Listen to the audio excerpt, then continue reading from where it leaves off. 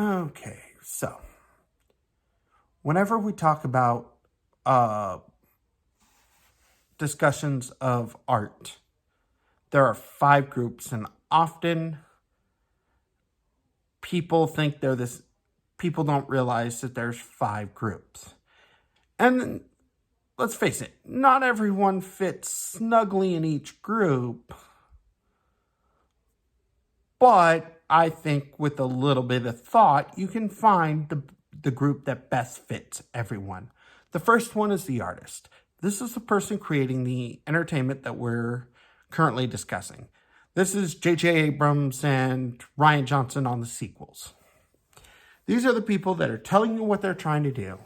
And if they're beforehand trying to make excuses why they fail, or draw a line in the sand, and then claim bigotry when you cross the line,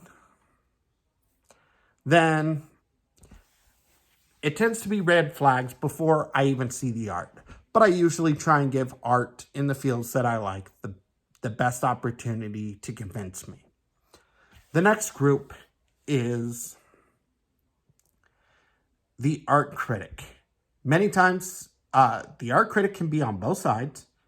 They can be people that are talking about how every character needs to be how the original artist intended, or how great it is that every character is being changed. These individuals, you should find the ones in entertainment that best suit you, or at least talk enough about a given project that they catch your attention. In an entertainment story, if you're talking too much about the representation of characters as an entertainment magazine, I'm going to care less.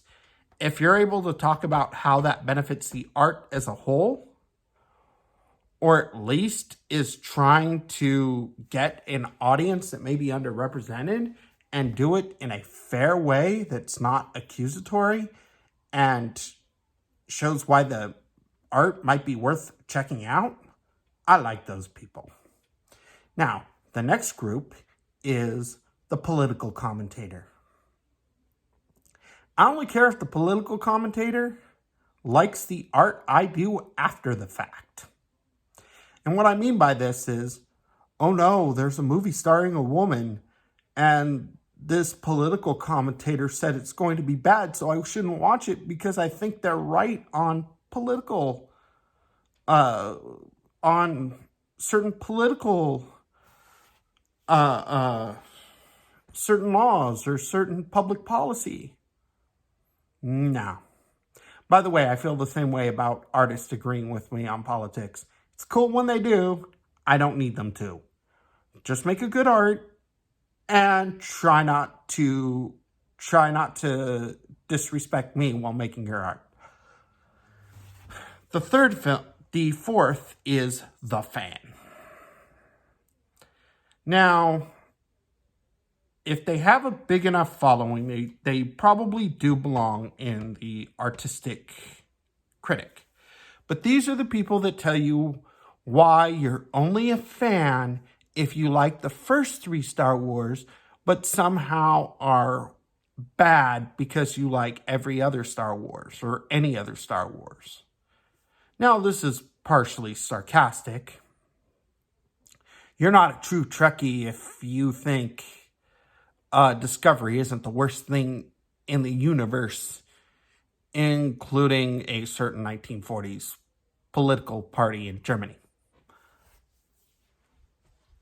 I honestly care. Even when I agree with them a lot, I tend to think these are the type of people that I don't want to represent me. I often try and talk about what people can do to make changes work. For example, taking a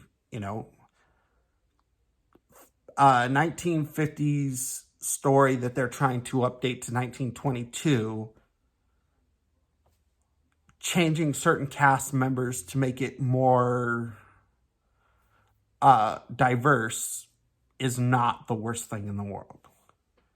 But I also think there's a point to be made that part of the reason they feel like they do have to gatekeep is when people come into quote-unquote nerd culture,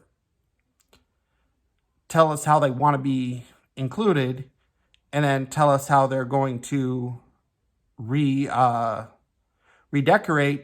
and if we don't like it, we need to get out. That's an issue that, honestly, I think makes culture battles that are unnecessary. And then the final group is a group that I think has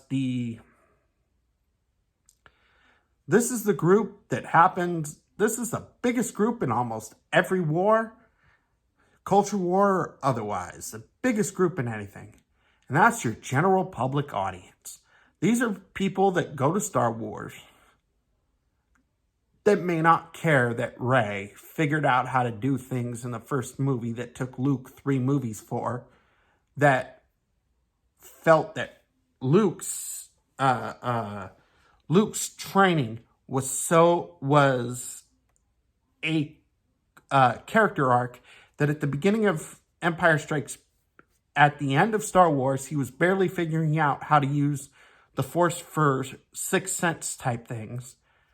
And then in the second movie, he needed to concentrate in order to summon his lightsaber. And then by the third movie, he was manipulating people's minds. There's going to be people that are going to think, well, it's all magic and I don't understand it. And then you have people that are actually like, no, that's actually a really good character arc. Now, I tend to be that person. That's why I defend criticisms of Rey, because while I liked Rey, I felt this made her less compelling than Luke in regards to her development and how she acquired these abilities. But I don't have to have people agree with me. There's people that can enjoy movies and TV shows that I think got it wrong, and my response is, I'm glad you enjoyed it. You're allowed to be wrong. That's a joke. So when we talk about these issues, I do think it is important that we recognize that there are different groups. And even if they have similar criticisms,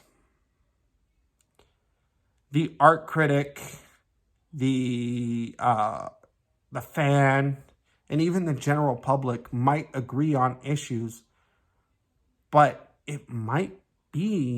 that doesn't mean that everybody's the same. You know who was a vegetarian. That doesn't mean all vegetarians are a certain political party of Germany.